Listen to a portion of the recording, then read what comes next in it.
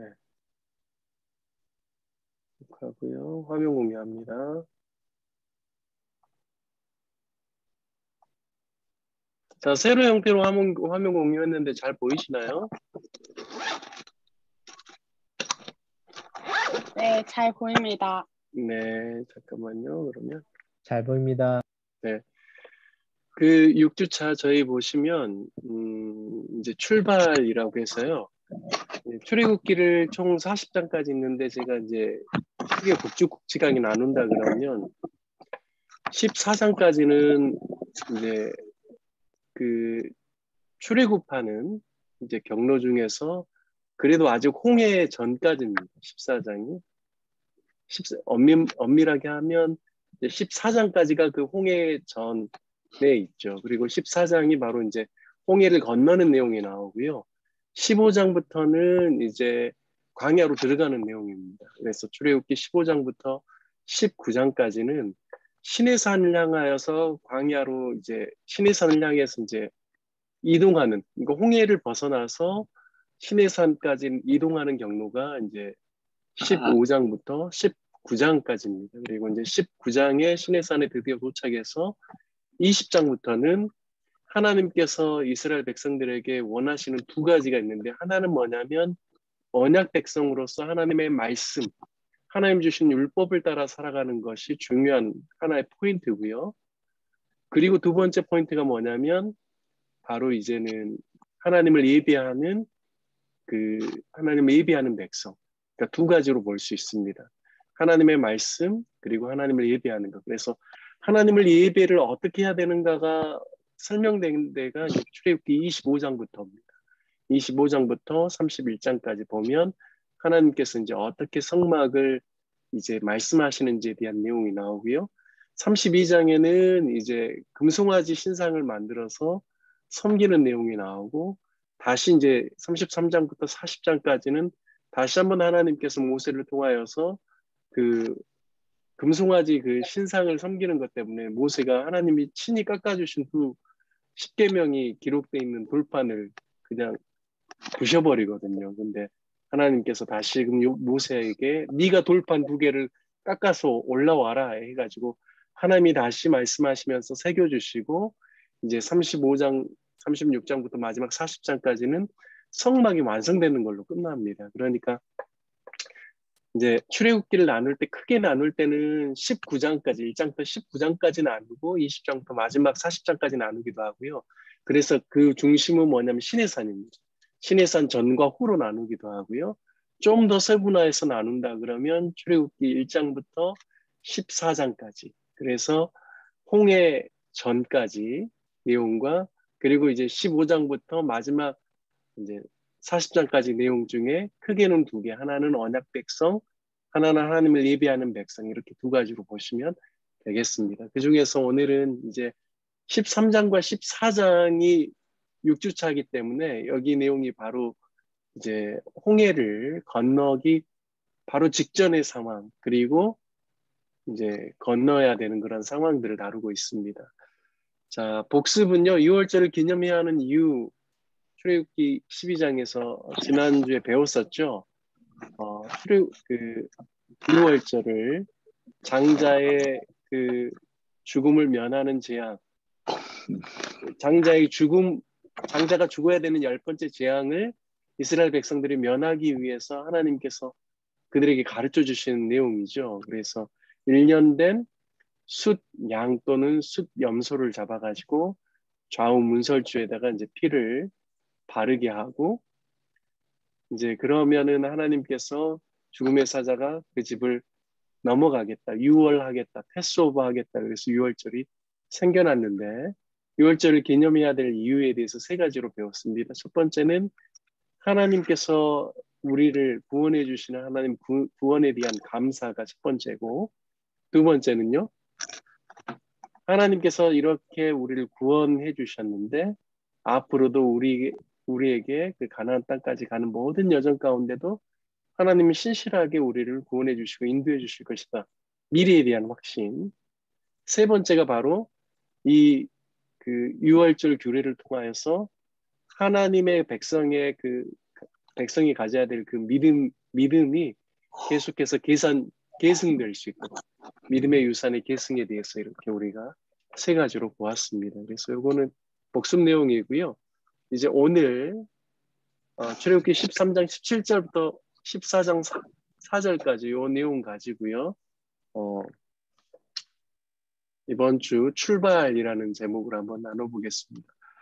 수찬 형제님이 17절부터 19절까지 읽어주시면 좋겠는데요.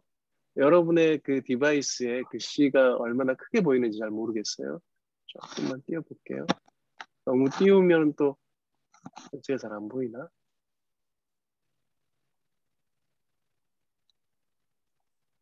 네, 그냥 원래대로 하겠습니다. 자, 수찬 형제님부터 한번 읽어보겠습니다. 옆에다 이름 써놨어요. 교훈자매님, 나라자매님 님이 이제 이어서 읽겠습니다. 17절부터 19절까지 수찬 형제님 읽어주세요. 바로가 백성을 보낸 후에 블레셋 사람의 땅의 길은 가까울지라도 하나님이 그들을 그 길로 인도하지 아니하셨으니 이는 하나님이 말씀하시기를 이 백성이 전쟁을 하게 되면 마음을 돌이켜 애굽으로 돌아갈까 하셨음이라. 그러므로 하나님이 홍해의 광야 길로 돌려 백성을 인도하심에 이스라엘 백성이 애굽 땅에서 대열을 지어 나올 때에 모세가 요셉의 유고를 가졌으니 이는 요셉이 이스라엘 자손으로 단단히 맹세하게 하여 이르기를 하나님이 반드시 너희를 찾아오시니 너희는 내 유고를 여기서 가지고 나가라 하셨음이더라. 네. 네, 20절부터는요. 교훈자매님 읽어주시죠. 그들이 숫곳을 떠나서 광야 끝 에다며 장막을 치니 여호와께서 그들 앞에서 가시며 낮에는 구름 기둥으로 그들의 길을 인도하시고 밤에는 불 기둥을 그들에게 비추사 낮이나 밤이나 진행하게 하시니 낮에는 구름 기둥 밤에는 불 기둥이 백성 앞에서 떠나지 아니하니라. 네, 나라자매님이 1절부터 4절까지요. 여호와께서 모세에게 말씀하여 이르시되 이스라엘 자손에게 명령하여 돌이켜 바다와 믹돌 사이에 비하히롯 앞 곧 바알스본 맞은편 바닷가에 장막을 치게 하라. 바로가 이스라엘 자손에 대하여 말하기를 그들이 그 땅에서 멀리 떠나 광야에 갇힌 바 되었다 하리라. 내가 바로의 마음을 완악하게 한즉 바로가 그들의 뒤를 따르리니 내가 그와 그의 온 군대로 말미암아 영광을 얻어 애굽 사람들이 나를 여호와인 줄 알게 하리라 하시매 우리가 그대로 행하니라. 네, 감사합니다. 이게 지금 교재가 갑자기 잠깐만요.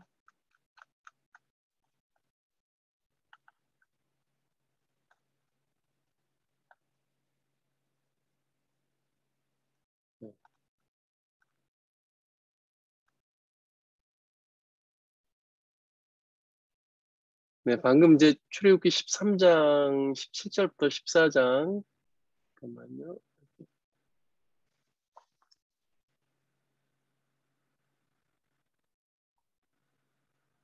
14장 초반부를 읽었는데요. 여기 이제 말씀에 보면 하나님께서 이스라엘 백성들에게 한 가지 이제 하나님 우려하신 게 있어요. 그게 뭐냐면 실질적으로 이 이집트에서부터 예루살렘이 있는 그 이제 아브라함의 어떻게 보면 무대라고 할 수 있는 가나안 땅에 갈 수 있는 길이 가장 쉬운 길은 어느 길이냐면 광야로 돌아가는 길이 아니라 해안가로 가는 길입니다. 제가 그거 좀 보여드릴게요. 혹시 지금 화면 공유가 되고 있나요? 네, 교재 보이고 그러면 있습니다. 네, 그러면 제가 요거 좀 보여드릴게요. 네, 혹시 사진 하나 보이나요? 지금? 네, 보입니다. 네, 여기 보시면 좀 키우고 있는데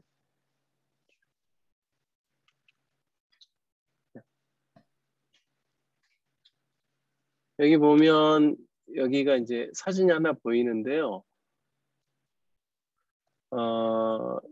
여기 이제 여기 보이시죠? 여기가 이제 염해 사해라고 하죠. 여기가 갈릴리고 예루살렘 여기 있고 그러니까 여기가 이제 어떻게 보면 가나안 땅이에요.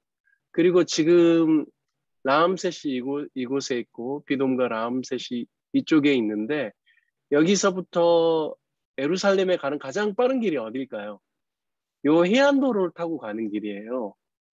이 해안도로는 원래 이제 무역하는 사람들이나 고대에서부터 발달된 길입니다. 그래서 요 지금 빨간색 쭉 표시가 보이는데 이제 이쪽은 메소포타미아 그 유프라테스 강이에요. 강 유역을 따라서 이렇게 가게 되고 그리고 여기까지 와서 이제 이 북아프리카로 가려면 이제 왕의 대로라고 해서 이 빨간 선을 타고 이렇게 가면 돼요.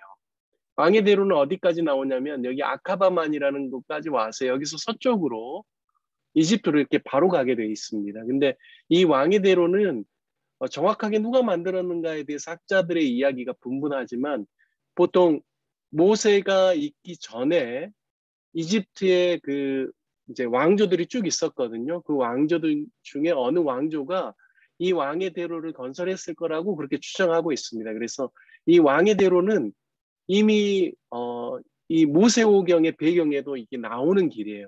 언제 나오냐면 직접적으로 왕의 대로가 언급된 거는 이제 이스라엘 백성들이 그 가나안 땅에 가서 40일 정탐을 보내고 난 다음에 그들이 이제 10지파는 악평하고 2지파 요수와 갈렙만 이제 그 땅에 우리가 가서 들어가서 취할 수 있다라고 했지만 백성들이 10명의 부정적인 정탐꾼의 이야기를 듣고 가나안 땅을 들어가지 않거든요. 그래서 결국에는 하나님께서 38년 동안 그러니까 40년 동안 그 40일 정탐을 1년씩 계수해서 40년 동안 너희가 광야에 있게 될 것이다라고 해서 광야에서 38년을 지내요. 그리고 난 다음에 다음 세대가 이제 가나안 땅에 들어가게 되는데 그때 가나안에 들어가려고 할 때 이 그 왕의 대로를 따라서 예루살렘 쪽으로 이렇게 올라가게 되면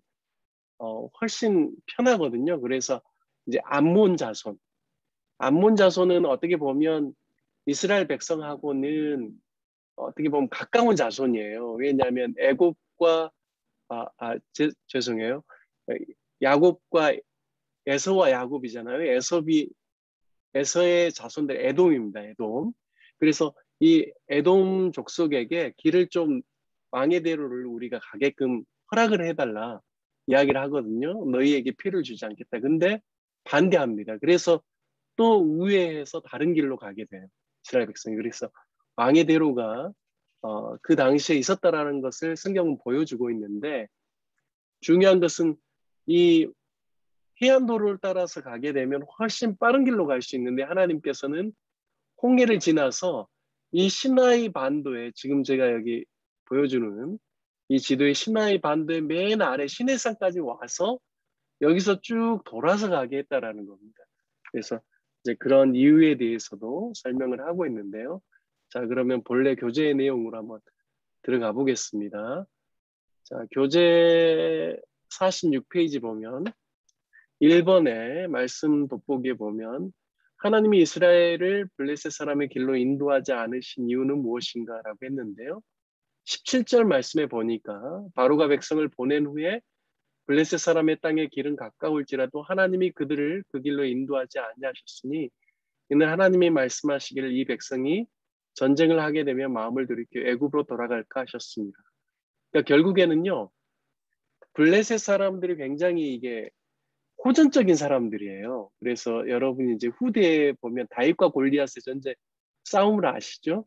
골리앗이 팔레스타인, 바로 이 블레셋 장수 출신입니다. 근데 하나님께서 이 해안도로를 따라서 빨리 갈 수 있지만 블레셋과 함께 같이 이제 전쟁을 치러야 되는데 그렇게 되면은 이들이 겁을 먹고 다시 애굽으로 돌아갈 것에 대해서 하나님께서 미리 생각하셔서 그 길로 가지 않았다라는 것을 이야기하고 있습니다. 자, 팁에 보시면 이스라엘과 블레셋과 전쟁을 하게 되면 다시 애굽으로 돌아갈까 염려되어 하나님은 다른 길로 인도하셨다. 애굽에서 가나안으로 가는 지름길은 지중해 해안을 중심으로 놓여 있던 왕의 대로를 따라가는 것이었다 그랬는데요. 여러분 이거 여기 이 책자 쓰시는 분이 제가 볼 때는 조금 잘못 쓴 것 같아요. 해안도로가 맞을 것 같거든요. 왜냐하면 왕의 대로는 그 아카반만까지 이집트 라암셋에서 동쪽으로 쭉 광야를 지나서 가야 되고 거기서부터 북쪽으로 올라갑니다. 근데 그 길보다는 가장 가까운 도로는 해안도로가 맞습니다. 그래서 해안도로가 맞을 것 같고요. 그 길이 총 길이는 1600km라고 했는데 이렇게 그 해안도로를 따라서 가게 되면 아까 이야기했던 것처럼 하란 있는 쪽 유프라테스 강의 서북쪽으로 터키의 맨 위쪽까지 가게 되거든요. 거기서부터 유프라테스 강을 따라서 쭉 남쪽으로 내려오는 길로 이어지기 때문에 그 총 길이가 1600km에 달하는 게 맞을 것 같습니다. 그래서 이 길이는 1600km에 이르며 소아시아와 메소포타 지역까지 연결하는 상업도로였다. 그러니까 이 해안도로가 잘 발달할 수 있었던 것은 상업을 위해서 아프리카와 또 아시아를 이을 수 있는 이런 길이 되기 때문에, 그러니까 이 동쪽으로는 아시아로 따진다 그러면 이제 이 지금의 다마스커스, 뭐 시리아 쪽에서부터 쭉 팔레스타인 지역을 따라 내려와서 이집트의 북부로 해서 이제 북아프리카로 연결이 되기 때문에 상업이 발달한 길이었습니다. 그래서 이 길에는 지역 나라에 주둔군이 배치되어 있어서 이스라엘이 그 길을 따라갔다면 당연히 크고 작은 전쟁을 치를 수밖에 없게 되는 것이죠. 그렇게 되면 이스라엘 백성들이 전쟁을 피해 애굽으로 돌아가고자 할 것이기 때문에 여호와께서는 이러한 상황을 염려해 일부러 광야 쪽으로 그들을 인도하셨다라고 이야기를 하고 있습니다. 그래서 뒤에 나눔의 이야기에 이제 나오는데요. 뭐냐면 하나님께서 우리의 인생도 이럴 때가 있다라는 거죠. 우리가 너무 믿음이 약하고 연약할 때는 빠른 길이 있을 수도 있지만 빠른 길이 아니라 돌아가는 길. 때로는 그게 험해 보이고 어려워 보이는 길이지만 하나님께서는 오히려 그 길이 우리에게 있어서는 더 하나님을 알아가고 우리가 뭔가 더 성숙해질 수 있는 그러한 게 되기 때문에 그냥 어떻게 보면 우리 생각에는 빠른 길, 빨리 갈 수 있는 길, 이런 길이 있지만 하나님께서 때로는 우회하는 길, 또 광야의 길로 인도할 수 있다는 것들을 염두에 두고 하는 이야기입니다. 자, 두 번째 한번 봐볼게요. 애굽에서 나올 때 이스라엘 사람들이 지킨 요셉의 유언은 무엇입니까? 라고 했는데요. 그 19절에 보면 요셉이 자기 후손들에게 부탁했습니다. 19절 볼게요. 모세가 요셉의 요구를 가졌으니는 요셉이 이스라엘 자손으로 단단히 맹세하게 하여 이르기를 하나님이 반드시 너희를 찾아오시리니 너희는 내 유고를 여기서 가지고 나가라 했습니다. 그러니까 요셉이 17세에 팔렸어요. 30세에 애굽의 총리가 됐거든요. 무려 13년을 애굽에서 어려운 시간을 겪었고 그리고 또 30세에 총리가 됐지만 자기의 가족들을 만나는 데는 굉장한 시간들이 흘렀잖아요. 그러니까 요셉은 외롭게 이집트에서 살았지만 그가 마음에 바랬던 건 뭐냐면 그의 열조들의 무덤, 헤브론, 그들의 그 선조들 하나님의 약속이 있었던 그 땅에 가서 자기 유고를 묻히고 싶다라는 게 본인의 그 유언이었어요. 그리고 분명히 그것이 하나님의 약속대로 성취될 것을 요셉이 믿었죠. 그래서 반드시 내 유고를 메고 가라라고 이렇게 부탁을 했습니다. 참 대단한 믿음 같아요. 하나님 말씀하시는 것은 앞으로 몇백 년 후에 이루어질 일이지만 요셉은 그것을 분명하게 믿었다라는 겁니다. 자, 요셉이 내 유고를 여기서 가지고 나가라고 유언했는데요. 팁을 한번 보겠습니다. 애굽을 떠나던 이스라엘 사람들은 요셉의 유언대로 그 유고를 가지고 나왔다. 17세에 애굽으로 팔려간 요셉이 400여 년의 세월이 흐른 뒤에 드디어 꿈에 그리던 약속의 땅에 묻히게 되는 것이다. 여호수아는 훗날 요셉의 유고를 세겜에 안치한다. 살아있는 동안 형제들에게 형제로 환영받지 못해 평생 외로운 삶을 살다간 요셉이 죽어서나마 조상들과 부모가 묻힌 약속의 땅에 받아들여진 것이다. 근데 이게 굉장히 중요합니다. 자기의 유골, 자기의 무덤이 어디인가 이게 굉장히 창세기를 읽어봐도 참 중요하거든요. 이를테면 아브라함이 그 막벨라 굴이라고 해서요. 헤브론에 있는 자기 매장지를 그 돈을 주고 삽니다. 그리고 자기도 거기에 묻히고 아내도 거기에 묻히고 그리고 이제 이삭 그리고 그 다음 야곱이 다 그쪽에 묻히게 되는 거죠. 그래서 바로 그 묻혔던 그 땅에는 하나님의 약속에 대한 그 확신 그리고 그 하나님의 약속과 나는 영원히 함께 하겠다라는 어떤 그런 믿음이 그 안에 포함되어져 있습니다. 그래서 요셉도 열조들과 함께 묻히기를 원했던 겁니다. 자, 3번 들어갈게요. 여호와께서 이스라엘을 앞서 가시며 인도하시는 방법은 했는데요. 이 부분 참 중요한 것 같아요. 21절과 22절 한번 같이 읽어보겠습니다. 21절부터 22절까지 함께 읽겠습니다. 여호와께서 그들 앞에서 가시며 낮에는 구름 기둥으로 그들의 길을 인도하시고 밤에는 불 기둥을 그들에게 비추사 낮이나 밤이나 진행하게 하시니 낮에는 구름 기둥 밤에는 불 기둥이 백성 앞에서 떠나지 아니하니라. 네, 여기 보니까 분명한 답이 남아 있죠.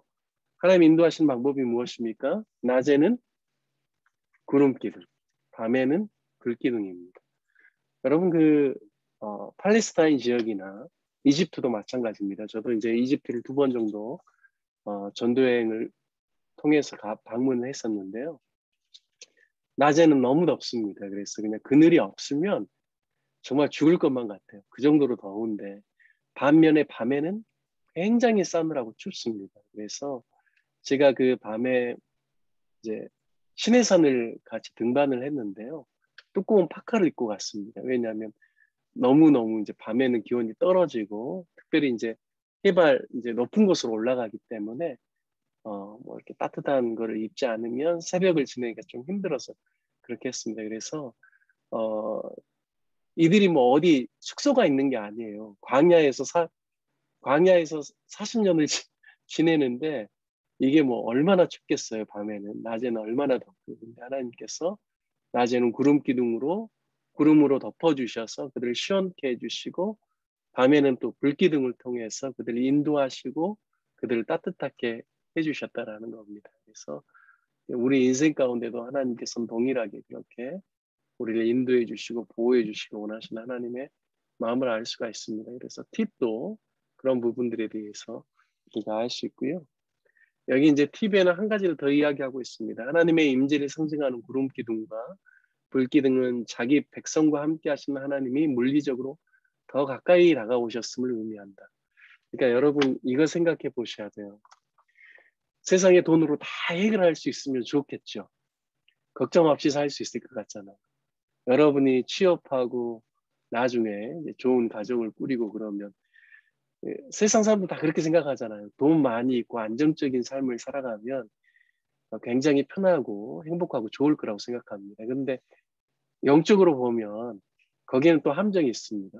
여러분 모든 것을 다 돈으로 해결한다고 하면 하나님이 세세하게 우리의 인생을 만져주시고 공급해 주시고 인도해 주시는 걸 많이 경험할 수 없습니다. 그런데 때로는 내가 물질적으로는 세상 사람들에 비해서 조금 부족하다라고 할지라도 순간순간 인생의 모든 길목마다 하나님께서 세세하게 함께 해주시는 것을 경험하면 그게 훨씬 더 행복합니다. 그러니까 이스라엘 백성들에게 모든 걸 뭐 탄탄대로처럼 모든 게 다 구비되어 있으면 참 좋겠지만 불기둥, 구름기둥으로 인도해 주시는 하나님을 경험하는 것은 때로는 이게 고달픈 삶이거든요. 근데 하나님께서 고달픈 삶 가운데 어떻게 보면 이스라엘을 더 가까이 다가오셔서 물리적으로 그들과 함께 해주시기 때문에 훨씬 가까이서 하나님 경험할 수 있게 됩니다. 그래서 여러분이 돈으로 뭐 세상의 풍족함으로 모든 게 다 해결될 수 있다라고 생각할 수 있지만 물론 그렇게 해주시는 것도 복이긴 하지만 정말 하나님을 물리적으로 가까이 느끼려면 때로는 우리 인생 가운데 좀 내가 생각한 것보다 좀 부족하고 없어 보이고 그런 게 오히려 더 하나님을 더 가까이서 경험할 수 있는 좋은 조건이 될 수가 있습니다. 그래서 꼭 모든 게 내 생각대로 다 잘 된다라고 기뻐할 게 아니라 내 생각대로 안 된다라고 할지라도 오히려 그런 가운데서 하나님께 기도하고 구할 때 하나님 공급해 주시고 인도하심을 경험하는 게 어떻게 보면 우리 인생이 물리적으로 하나님과 더 가까워질 수 있는 비결이 될 수 있다는 사실도 좀 깨달았으면 좋겠습니다. 자, 네 번째 질문 보겠습니다. 이스라엘이 비하히롯 앞 바알스본 맞은편 바닷가에 장막을 친 이유는 무엇인가라고 했는데요. 자, 14장 1절부터 4절에 보면 조금 우리가 의아해야 할 만한 내용이 나와 있습니다. 자, 1절부터 4절 잠깐 봐볼게요. 여호와께서 모세에게 말씀하여 이르시되 이스라엘 자손에게 명령하여 돌이켜 바다와 믹돌 사이에 비하히롯 앞 곧 바알스본 맞은편 바닷가에 장막을 치게 하라. 바로가 이스라엘 자손에게 대하여 말하기를 그들이 그 땅에서 멀리 떠나 광야에 갇힌 바 되었다 하리라. 자, 여기 보면 좀 더 쉽게 설명해 줄게요. 여호와께서 모세에게 말씀하시는 거예요. 이스라엘 자손에게 돌이키라는 거예요. 지금 이집트에서 바로 막 나왔어요. 람세스에서 나와서 지금 이제 바다 근처, 그러니까 홍해 있는 쪽으로 지금 가고 있는데 가다가요 보니까는 하나님의 명령이 뭐냐면 돌이켜 다시 왔던 길로 턴하라는 거예요. 영어로는 터닝이에요. 터닝. 진행하여 나왔다가 람세스에서 멀어졌는데 턴해서 다시금 길을 돌이켜 가라는 거예요. 그렇게 해서 바다와 믹돌 사이에 비하히롯 앞 곧 바알스본 맞은편 바닷가에 장막을 치게 하라는 겁니다. 자, 3절에 보면 그렇게 하라고 하신 이유가 나와요. 바로가 이스라엘 자손에 대하여 말하기를 그들이 그 땅에서 멀리 떠나 광야에서 갇힌 바 되었다 하리라. 그 땅에서 멀리 떠나 광야에서 갇힌 바 되었다 할 때 이 멀리 떠나라는 단어를 다른 번역에서는 어떻게 이야기를 하고 있냐면요. 길을 잃었다 이렇게 표현하고 있습니다. 그러니까 바로 입장에서 보면 이스라엘 백성들이 지금 애굽 지리를 잘 몰라서 길을 잃은 것처럼 보이는 거예요. 왜냐하면 행진했다가 다시 돌이켜서 다시 뒤로 후진했으니까. 근데 하나님께서 바로로 하여금 그렇게 오인하게 만드는 이유가 있는 것이죠. 4절에 보니까 내가 바로의 마음을 완악하게 한즉 바로가 그들의 뒤를 따르리니 내가 그와 그의 온 군대로 말미암아 영광을 얻어 애굽 사람들이 나를 여호와인 줄 알게 하리라 하시네 우리가 그대로 행하니라. 그러니까 하나님의 계획은 무엇이냐면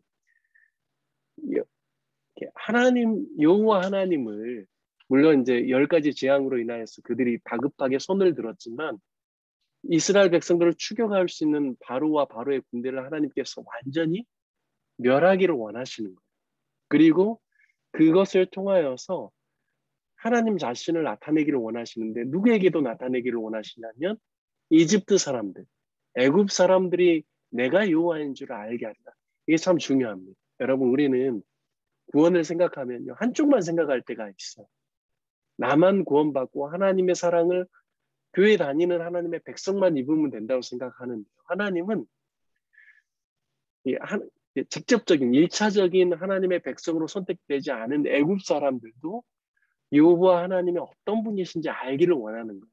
이거는 다른 말로 하면 하나님께서는 온 세계 열방을 다스리시고 또 하나님의 백성 이스라엘뿐만 아니라 이방의 민족들도 하나님을 경외하고 하나님을 인정하기를 원하는 것이 하나님의 마음이라는 사실입니다. 그래서 애굽을 치시고 바로를 치시지만 그것들을 통하여서 하나님께서 원하시는 것은 바로도 하나님께 돌이키고 하나님을 경외하기를 원하는 것이고 더 근본적으로는 애굽에 있는 백성들도 하나님을 알게 하는 것이 하나님의 목적이라는 겁니다. 그래서 이 사람들이 잘못했다고 하나님께서 괴멸시키려고 하는 게 아니라 하나님이 어떤 분이신지를 이집트에 있는 온 백성들에게도 자신을 나타내기를 원하시는 것이 하나님의 마음이라는 사실입니다. 자, 그래서 4절에 네 번째 보니까요. 바닷가에 장막을 친 이유 그랬는데 네. 장막을 친 이유는 누구죠? 이집트의 바로의 군대를 멸절시킬 뿐만 아니라 애굽 사람들로 하여금 하나님이 여호와인 줄 알게 하는 것. 저는 이제 그렇게 답을 달았습니다. 팁을 한번 보겠습니다. 하나님의 인도를 받으며 이스라엘은 오던 길을 되돌아가서 믹돌과 바다 사이에 비하히롯 앞 곧 바알스본 맞은편 바닷가에 장막을 쳤다. 이스라엘의 이동 경로는 바로가 보기에는 길을 잃고 갈팡질팡하는 것처럼 보였을 것이다. 그것은 애굽에서 볼 때 광야로 도망가던 이스라엘이 다시 이집트 쪽으로 되돌아오는 모습으로 보였다. 이렇게 하나님은 이스라엘이 마치 광야에서 방황하는 것처럼 보이도록 만드셔서 바로의 군대를 광야로 이끌어내셨던 것이다. 이 일로 인해 강팍한 바로는 최후의 일격을 당할 것이고 온 세상은 여호와가 하나님이심을 알게 될 것이다. 네, 여기서는 그냥 이집트뿐만 아니라 온 세상이 여호와가 하나님을 알게 하는 것이 하나님의 그러한 이유였다라고 이렇게 설명을 하고 있습니다. 그래서 삶의 내비게이션 참 이 질문들이 좋더라고요. 1, 2, 3번이. 그래서 오늘 이제 소그룹을 드리려고 했던 것은 1, 2, 3, 4번의 이 내용들을 가지고 우리가 조금이라도 좀 우리 인생에 대해서도 좀 되돌아보면 좋겠다라는 생각이 있어서요. 여러분에게 좀 소그룹 시간을 드리려고 합니다. 원래 계획은 시간이 빨리 진행되면 이번 과하고 다음 과를 한꺼번에 하고 소그룹도 드리고 성경을 읽으려고 했는데 조금 수정하겠습니다. 지금 59분인데요.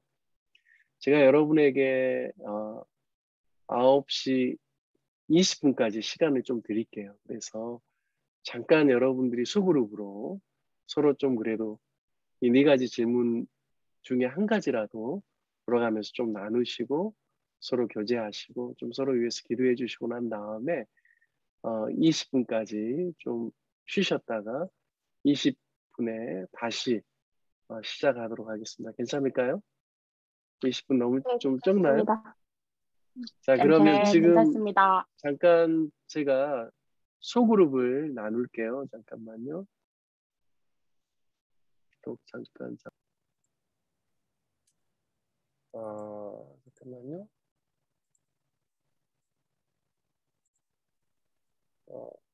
화면 공유 통해서 같이 보면서 읽겠습니다.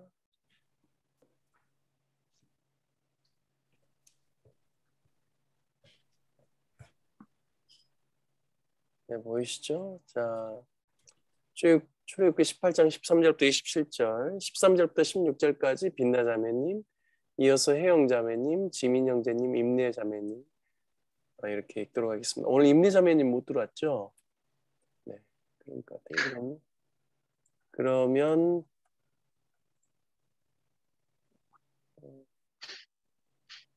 미소 자매님이 읽어주시면 되겠습니다. 대신해서 자, 빛나 자매님부터 읽겠습니다. 이튿날 모세가 백성을 재판하느라고 앉아있고 백성은 아침부터 저녁까지 모세 곁에 서 있는지라 모세의 장인이 모세가 백성에게 행하는 모든 일을 보고 이르되 내가 이 백성에게 행하는 일이 어찌 됨이냐 어찌하여 내가 홀로 앉아있고 백성은 아침부터 저녁까지 내 곁에 서 있느냐 모세가 그의 장인에게 대답하되 백성이 하나님께 물으려고 내게 옴이라 그들이 일이 있으면 내게로 오나니 내가 그 양쪽을 재판하여 하나님의 율례와 법도를 알게 하나이다.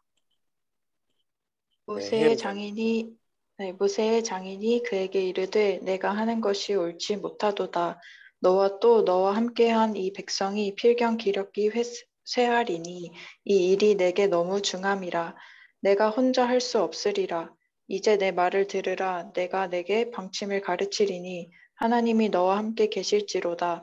너는 하나님 앞에서 그 백성을 위하여 그 사건들을 하나님께 가져오며 그들에게 율례와 법도를 가르쳐서 마땅히 갈 길과 할 일을 그들에게 보이고 너는 또 온 백성 가운데서 능력 있는 사람들 곧 하나님을 두려워하며 진실하며 불의한 이익을 미워하는 자를 살펴서 백성 위에 세워 천부장과 백부장과 50부장과 10부장을 삼아 그들이 때를 따라 백성을 재판하게 하라.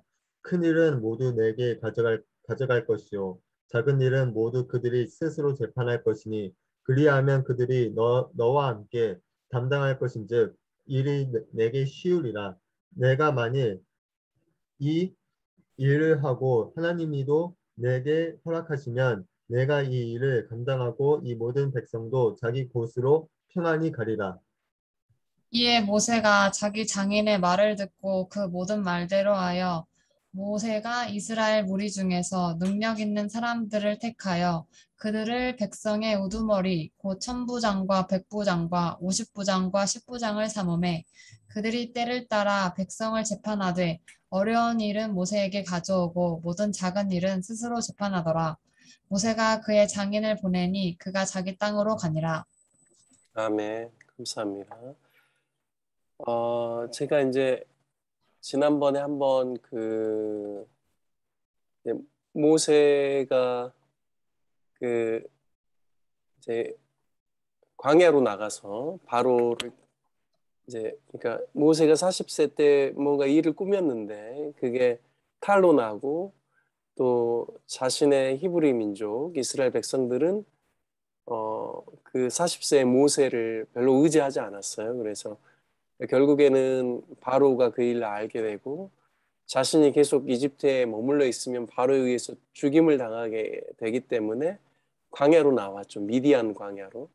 그때 이제 르우엘 이제 이드로를 만나게 됩니다. 그래서 이제 그 나이 80세가 되어서 하나님 다시 부를 때까지는 광야에서 40년을 생활하게 되는데 그때 이제 뭐 이렇게 질문이 있냐고 해서 이제 누군가가 질문을 했었죠.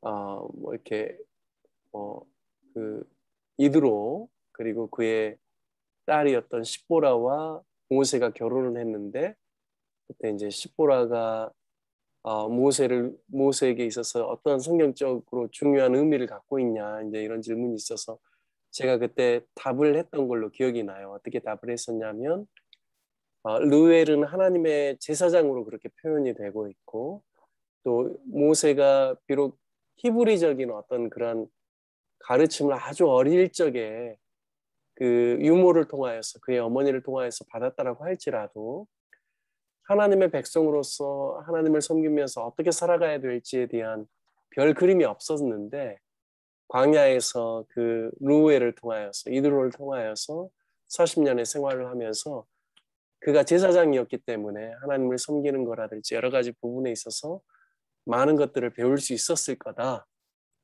그리고 그러한 영향을 누구보다도 그 딸 십보라가 받았기 때문에 그가 이제 모세가 80세 때 다시금 하나님의 부르심을 받아서 이제 이집트로 들어가려고 할 때 이제 그가 하나님의 사자를 만났을 때 죽임을 당할 뻔하거든요. 그 이유가 이제 뭐죠? 이렇게 이스라엘 백성들은 남자는 할례를 해야 되는데 할례를 행치 않았기 때문에 거기 이제 성경에 보면 이제 그 모세의 아들의 이제 양피를 베어다가 이걸 던짐으로 이제 본인이 그 죽음에서 면하는 그런 사건이 나오는 것들을 보면 상당한 어떤 지식, 하나님에 대한 지식들 그리고 하나님의 그 역사에 대한 지식들을 이미 많이 가지고 있다라는 사실을 알 수가 있습니다.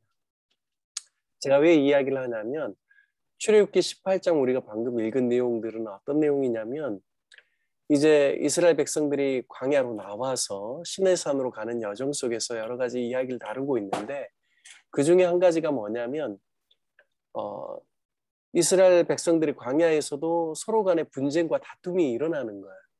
근데 이 문제를 해결해 줄 사람을 모세가 지도자니까 자꾸 모세에게 와서 이제 이야기를 하는데 이 모세 한 사람에서 그 모든 문제를 풀기가 너무 어렵기 때문에 사람들이 이제 재판을 받으려고 판결을 받으려고 쫙 사람들이 기다리고 있기 때문에 이제 르우엘이 그 이드로가 이제 그것을 보면서 야 이렇게 해서는 안 된다라고 하면서 이제 제안을 하죠. 그 제안 사항이 오늘 여기 나와 있는 1000부장을 세우고 100부장을 세우고 50부장을 세우고 10부장을 세워서 웬만한 재판들은 다 그들이 리더로 세운 사람들을 통하여서 받게 하고 판결이 정말 어려운 내용들만 모세에게 가지고 와서 모세가 그것을 하게끔 하는 내용이 나옵니다. 그래서 우리가 이 부분을 통해서 알 수 있는 건 뭐냐면 하나님의 나라, 하나님의 백성은 뛰어난 한 사람이 모든 걸 다 해치우는 게 아니라 함께 같이 리더를 세우고 또 그런 리더들을 통하여서 함께 같이 서로 공동체 안에서 서로를 돌볼 수 있게끔 하는 것이 가장 좋은 그림이다. 그리고 나름대로도 또 공동체 안에는 질서를 잡아서 1000부장, 1000명을 감당한다는 의미죠. 100부장, 50부장, 10부장의 조직들을 통하여서 어떤 권위도 세워가고 질서도 만들어가는 것이 하나님 나라에 있어서는 참 중요하다라는 것을 우리가 이제 이걸 통해서 배울 수가 있습니다. 여러분 그 모세오경을 읽다 보면 제일 읽기 힘든 장이 또 어디냐면 권위 민수기입니다. 이름 엄청나게 나오거든요. 그리고 어떻게 백성들이 이제 숫자를 파악했으면 어떻게 진영을 구성하고 어떻게 움직여야 되는지 그런 내용들이 나옵니다. 근데 단순히 그냥 지루하게만 읽을 것이 아니라 그 내용을 읽다 보면 하나님 나라에 있어서는 얼마나 질서가 중요한지, 체계를 얼마나 잘 잡고 얼마나 이게 행진할 때도 누가 앞장서고 누가 뒤에 서고 이런 것들이 일목요연하게 구조적으로 잘 돼 있는지를 우리가 볼 수가 있습니다. 그래서 성경 말씀을 통해서 물론 성경은 가장 중요한 것은 구원에 대한 책이죠. 하나님의 구속의 역사에 대한 책이지만 그 외에도 성경은 우리에게 있어서 다양한 면에 있어서 지혜를 깨닫게 하고 또 조직을 배우게 하고 성경 안에서 굉장히 많은 어떤 의료 체계라든지 이런 것들도 배울 수가 있습니다. 요즘 우리가 바이러스가 요즘 많이 이야기하지만 바이러스에 대해서 생생하게 잘 이야기해주는 책이 어딜까요? 레위기입니다. 레위기. 레위기는 부정한 것과 정결한 것을 나누거든요. 그래서 어떻게 부정한 것들을 통해서 뭐 바이러스적인 거라든지 이런 것들이 있을 때 어떻게 정결케 해야 되는지 정결법이라든지 정결 규례가 나와요. 그러니까 이제 뭐 이렇게 말씀을 잘 연구하면 연구할수록 과학책은 아니지만 우리가 굉장히 많은 지혜를 성경을 통해서 얻을 수 있다는 것도 우리가 좀 생각해 볼 필요가 있습니다. 그래서 출애굽기 18장 13절부터 27절 읽었는데요. 요 내용의 주요 질문들과 거기에 따른 답들을 여러분과 함께 잠깐 나누도록 하겠습니다. 자, 이드로가 본 모세의 업무는 했는데요. 18장 13절을 다시 한번 보겠습니다. 13절을 보면 이튿날 모세가 백성을 재판하느라고 앉아 있고 백성은 아침부터 저녁까지 모세 곁에 서 있는지라. 그러니까 이드로가 본 모세의 업무는 백성을 재판하는 일입니다. 근데 이 재판하는 일이 원활하게 잘 안 돼서 아침부터 저녁까지 모세 곁에서 백성들이 서 있었다라는 겁니다. 그 재판을 받기 위해서요. 모세도 지치고 백성들도 그 기다리다가 얼마나 지쳤을까요?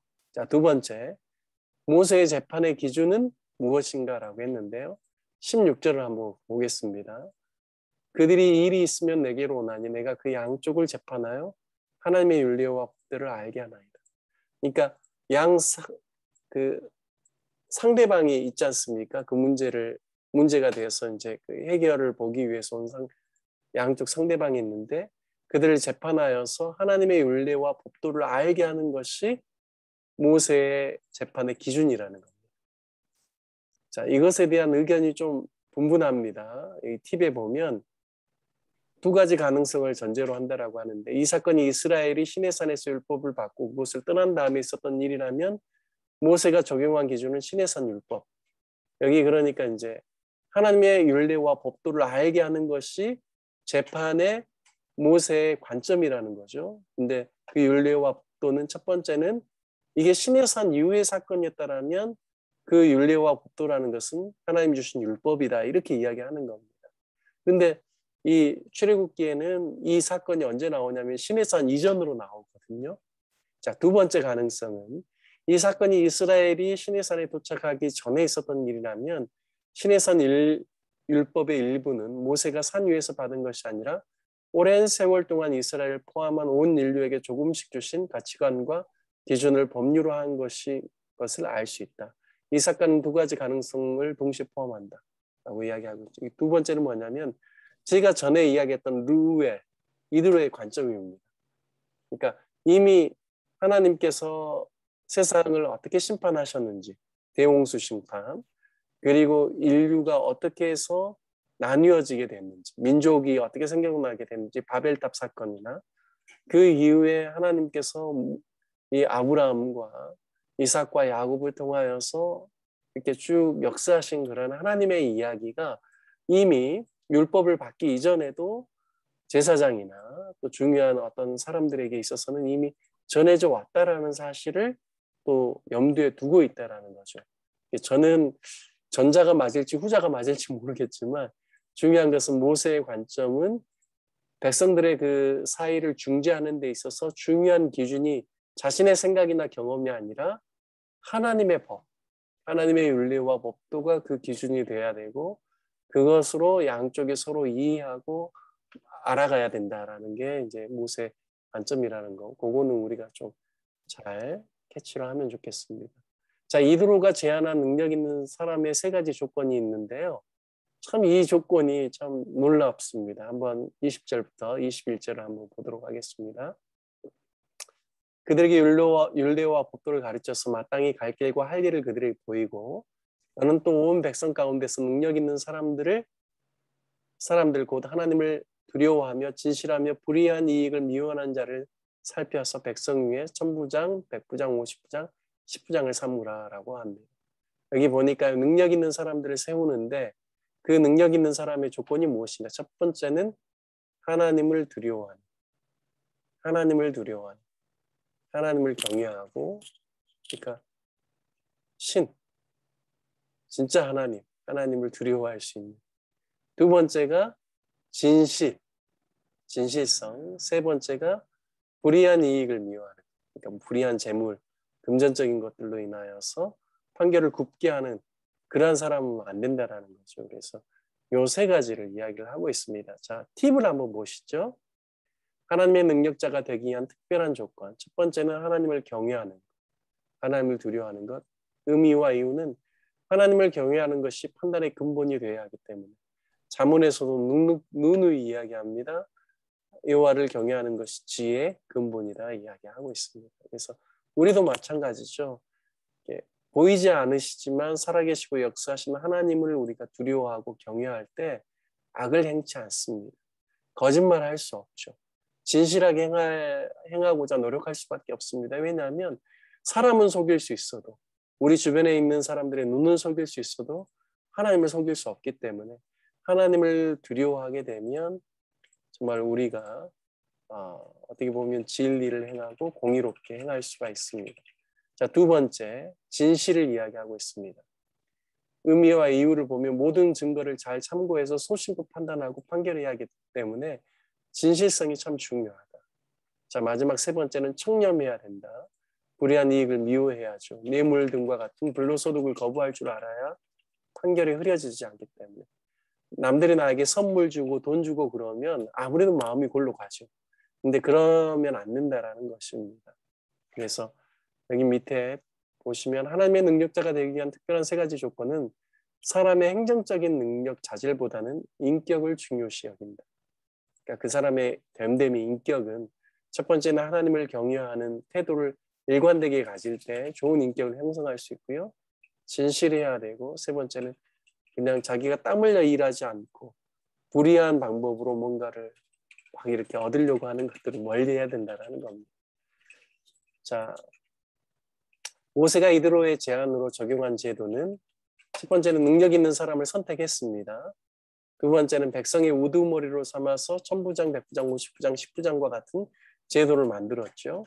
세 번째, 어려운 일은 모세에게 가져오고 작은 일은 이제 그들이 스스로 판단하게 했습니다. 그래서 어려운 일은 이제 본인이 최고의 리더는 모세가 해결하려고 했습니다. 그래서 여러분들 이런 부분들은 참 하나님의 지혜를 배울 수 있고요. 우리 인생 가운데서도 그냥 우리가 모든 걸 다 하려고 하는 것이 아니라 적절하게 우리가 속해 있는 그런 영역 안에서 리더를 세워가는 것이 얼마나 중요하고 하나님께서 기뻐하시는 일인지를 우리가 볼 수가 있습니다. 그래서 여기도 뭐 이렇게 삶의 내비게이션을 적용할 내용들이 있는데요. 요것들은 여러분이 좀 한번 직접 한번 써보시고 한번 해보시면 좋을 것 같고요. 여러분과 함께 나누고 싶은 거는 요게 아니라 지금 9시 41분이기 때문에 성경을 읽지는 않겠습니다. 하지만 전체적인 흐름을 여러분과 조금 이렇게 보면서 정리를 하겠습니다. 지금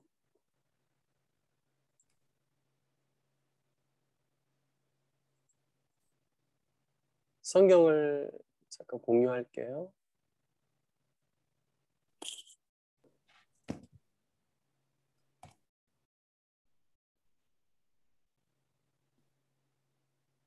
개역 한글 버전으로 보겠습니다.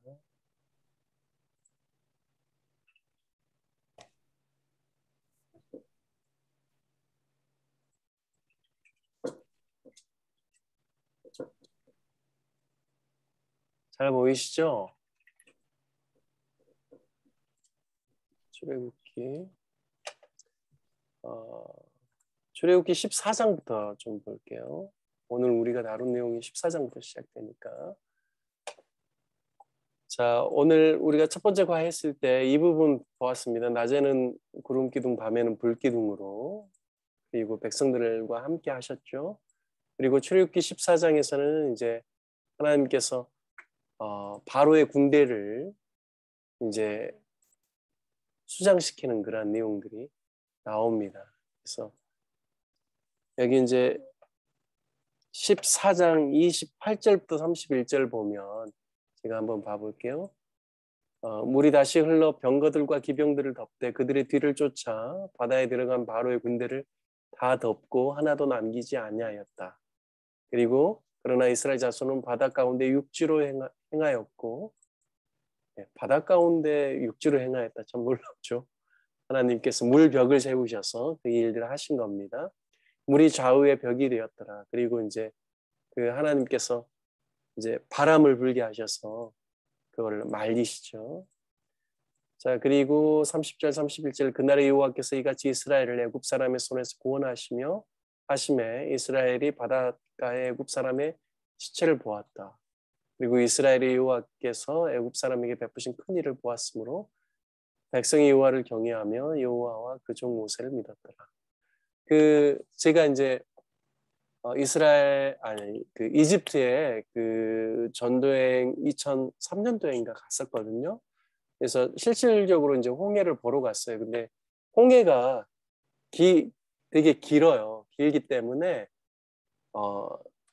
이쪽 편에서 저쪽 편까지 그래도 가장 짧은 거리에 있는 그 곳을 저희가 이제 갔거든요. 근데 이제 저쪽 편에 있는, 그러니까 홍해 건너편에 산이 보이더라고요. 근데 그냥 어림 잡아도 한 4-5km는 돼 보이더라고요. 그러니까 이 거리가 그렇게 짧은 거리는 아닙니다. 아주 짧은 거리는 아니고, 그리고 그 홍해의 깊이가 이 애굽 바로의 군대가 수장될 정도면 그 깊이가 어느 정도 되는 겁니다. 수심 최소한 4-5m 이상은 되겠죠. 그래서 홍해가 어떤 사람은 이게 너무 동화 같고 거짓말 같다라고 해서 안 믿는 사람도 있어요. 그리고 반박하는 사람들도 있지만 우리는 성경의 말씀 그대로 믿습니다. 그래서 하나님께서 정말 그 하나님의 기적적인 역사로 바다를 가르시고 물벽을 세우시고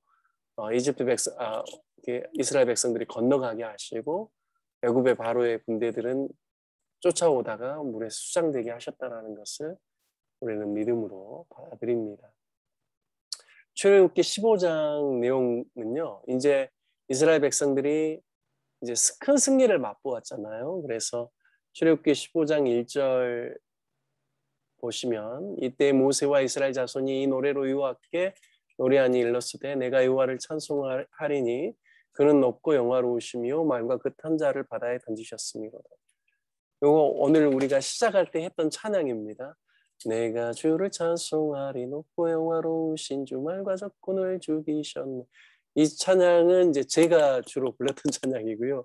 아까 우리가 불렀던 그 찬양은 요즘 이제 근래에 가사는 좀 다르지만 요 내용을 기반으로 해서 만든 찬양입니다. 그래서 여기 보면 모세와 이스라엘 자손들이 함께 같이 하나님의 그 놀라운 역사를 찬양으로 노래하는 내용이 나오고요. 그리고 또 누가 나오냐면 19절부터는 미리암, 자 여기 보면 20절 보시죠. 아론의 누이 선지자 미리암이 손에 소고를 잡음에 모든 여인도 그를 따라 나오며 소고를 잡고 춤을 추니 미리암이 그들에게 화답하여 가로되 너희는 여호와를 찬송하라 라고 하면서 미리암이 소고를 잡은 여인들과 함께 또 찬양하는 그런 내용이 나옵니다. 아론의 누이로 나오죠. 아론은 누구의 형입니까? 모세의 형이에요. 모세의 형 아론입니다. 그러면 미리암도 누굴까요? 모세의 누나겠죠. 네. 그래서 우리가 이제 그 정도는 좀 알면 좋을 것 같습니다. 그래서 이제 또 그 모세오경 쭉 읽다 보면 미리암이 또 나와요. 그리고 이제 아론도 나오고, 미리암 같은 경우에는 이제 모세가 하나님 선택하신 지도자잖아요. 그런데 이제 백성들에게는 모세만 인기 있었던 게 아니라 아론도 인기가 있었고 미리암도 인기가 있었습니다. 그래서 어떻게 이제 모세 너만 뭐 하나님 세우신 지도자냐 이러면서 이제 다투는 내용도 나옵니다. 근데 하나님이 명확하게 해주시는 내용도 나와요. 모세가 하나님 선택하신 백성의 그 지도자인 것을 뭐 하여튼 그런 내용들도 또 읽다 보면 나옵니다. 어쨌든 이제 15장은 이스라엘 백성들이 하나님의 구원을 노래하는 내용이 나오고요. 이제 16장부터는 이스라엘 자손이 이제 시나산으로 가는 과정 속에서 광야의 그러한 이야기들이 나옵니다. 네, 광야의 이야기들 중에 16장은 어떤 내용이 나오냐면 만나와 메추라기 이야기가 나와요. 2절에 보니까요, 이스라엘 온 행중이 이제 원망을 하는데 광야에서 원망을 해요. 근데 이때가 어느 정도냐면 애굽에서 나온 후 제2월 15일이니까 보름 45일밖에 안 됐어요. 근데 45일 정도 됐으면 여러분 어떻게 그냥 생각해도요. 그 이집트에서 나올 때 어떻게 나왔죠? 그들이 급하게 나와서 어떤 병을 그 떡을 만들었다고 했습니까? 무교병, 누룩 넣지 않은 떡을 만들었어요. 그러니까 막 급하게 나왔죠. 그들이 가지고 온 물이라든지 뭐 떡이라든지 이런 것들이 얼마나 갈까요? 45일 이상 버티기가 쉽지 않을 겁니다. 아마 뭐 45일이 아니라 한 달도 버티기가 쉽지 않을 텐데 이제 그들이 뭐가 문제가 될까요? 먹는 게 이제 당장 문제가 되는 거예요. 그래서 막 원망하고 불평합니다.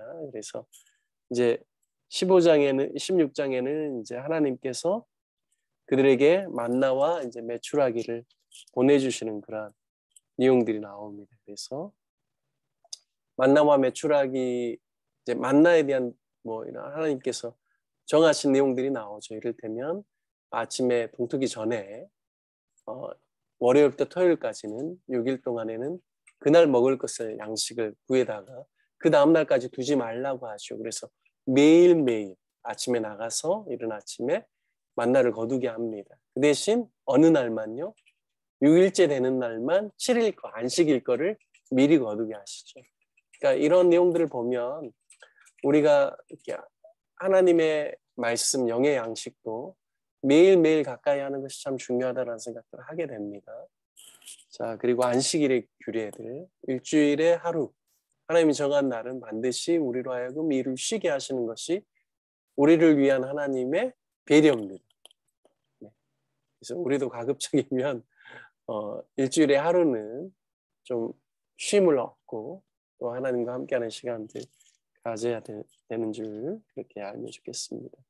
자, 그리고요 17장은 어떤 이제 내용이 나오냐면, 자 16장에서는 무슨 문제였죠? 먹는 문제였습니다. 17장은 그러면 어떤 광야에서 어떤 문제가 또 나올까요? 그렇죠. 마시는 문제예요. 마시는 문제. 그래서 17장에서는 하나님께서 모세를 통하여서 반석에서 물이 나오게 하는 그런 역사를 만들어내십니다. 그래서 하나님께서 17장 6절에 보면 6절 한번 봐볼까요?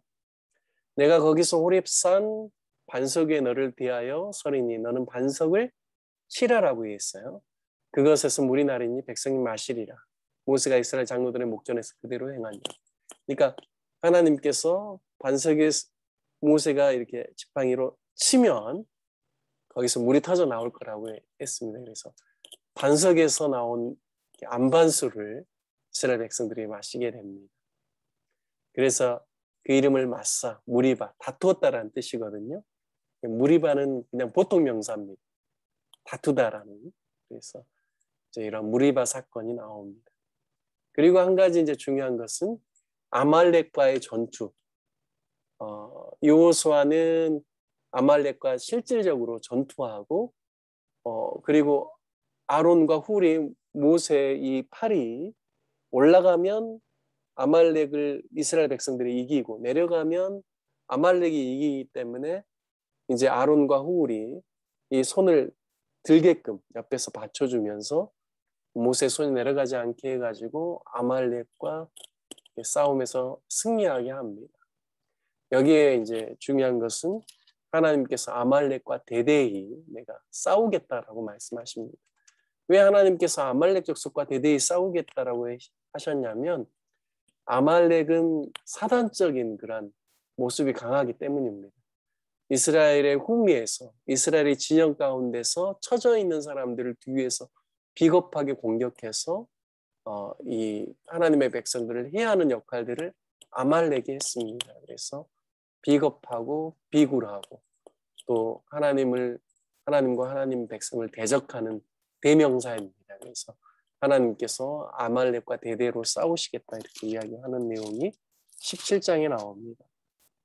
그리고 아까 우리가 읽었던 18장 말씀이 이제 이드로를 통하여서 하나님께서 천부장과 백부장과 50부장과 10부장을 세우게 하는 그 내용이 나오고 이제 19장에 가면 드디어 이제 시내산에 도착하는 그러한 내용이 나옵니다. 그래서 오늘 여러분과 그냥 14장, 15장, 16장, 17장, 18장까지 여러분과 쭉 정리를 했습니다. 그래서 혹시 여러분이 읽으시다가 궁금한 사항이나 질문이 있으면 주중에 저한테 톡을 보내주셔도 좋을 것 같습니다. 그러면 제가 다음 주 할 때 좀 그런 부분들 설명을 해드리고요.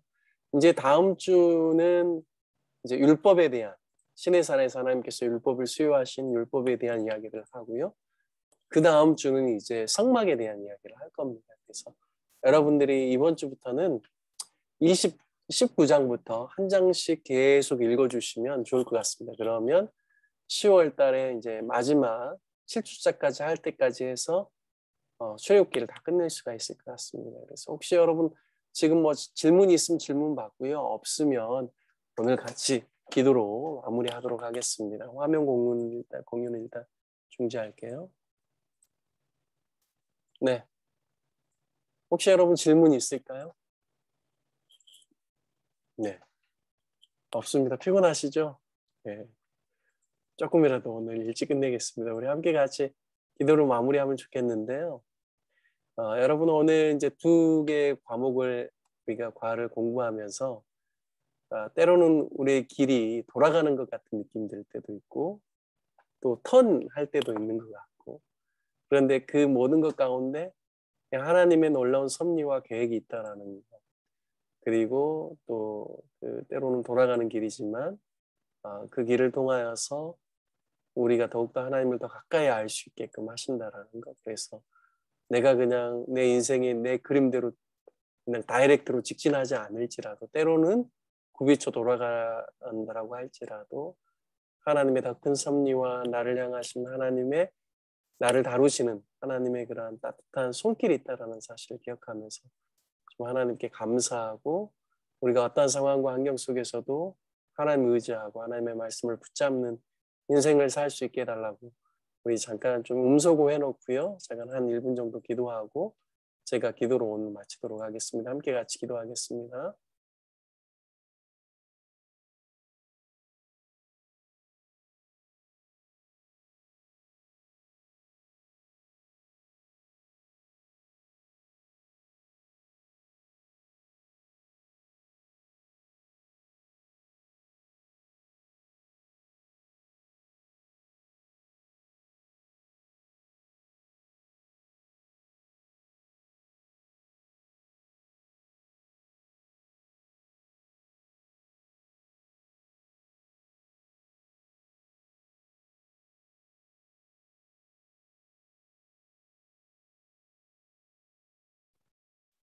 하나님 아버지 은혜와 사랑을 감사합니다. 출애굽기를 통하여서 하나님 때로는 우리의 길을 바꾸시고 또 턴하실지라도 하나님 그것 가운데 하나님의 큰 승리가 있고 또 우리를 향하신 하나님의 세세한 계획과 인도하심이 있다라는 사실을 깨닫게 해주셔서 감사합니다. 주님, 때로는 우리가 원하는 결과가 즉각적으로 나오지 않을지라도 늘 하나님을 신뢰할 수 있도록 도와주시고 우리 인생을 향하신 하나님의 선하신 계획과 또 때로는 어렵고 힘든 상황 가운데서 우리의 마음을 만지시고 우리에게 가까이 다가오시는 하나님의 그 놀라운 은혜를 경험하며 살아가는 우리 모두가 될 수 있도록 인도하여 주옵소서. 출애굽기 한 장 한 장 우리가 읽고 말씀을 묵상하고 공부할 때마다 출애굽기를 통하여서 우리를 자유케 하여 주시고 또 우리를 강건케 하여 주시고 우리의 삶을 더욱더 풍성케 하시고 또 우리의 삶 가운데 하나님의 놀라운 진리와 사랑을 깨닫게 하여 주시는 하나님의 지혜의 경륜을 우리 모두가 함께 배우는 귀한 시간 될 수 있도록 인도하여 주옵소서. 우리 주 예수 그리스도의 이름으로 기도드립니다. 아멘. 여러분 수고했습니다. 한 주 동안 또 잘 지내고 주일날 감사합니다. 뵙겠습니다. 그리고 한 가지 광고는 이번 주 금요일 날이요.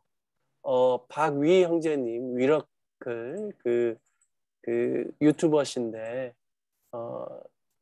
이렇게 장애인이시지만 그럼에도 불구하고 굉장히 놀라운 분이셔요. 그래서 그분 모시고 이번 주 집회하는데 이번 주는 교회 오프라인으로 오셔도 되고 8시입니다. 안 그러면 온라인으로 여러분 같이 참여하셔도 좋을 것 같습니다. 그래서 이번 주 여러분에게 꼭 좋은 강사인 거 이렇게 다시 한번 추천해드리고 싶고 많이들 좀 참여해 주시면 좋겠습니다. 오늘 수고 많았습니다. 네, 다음 주에 봬요. 알겠습니다. 네. 수고하셨습니다.